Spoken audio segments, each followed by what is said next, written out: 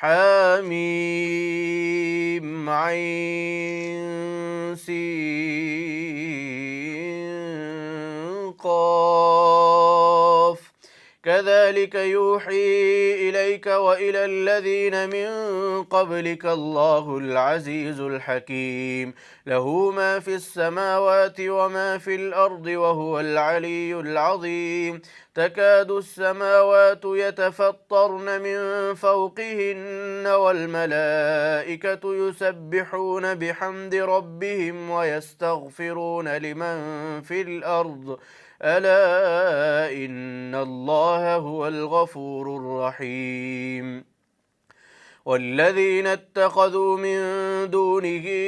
أولياء الله حفيظ عليهم وما أنت عليهم بوكيل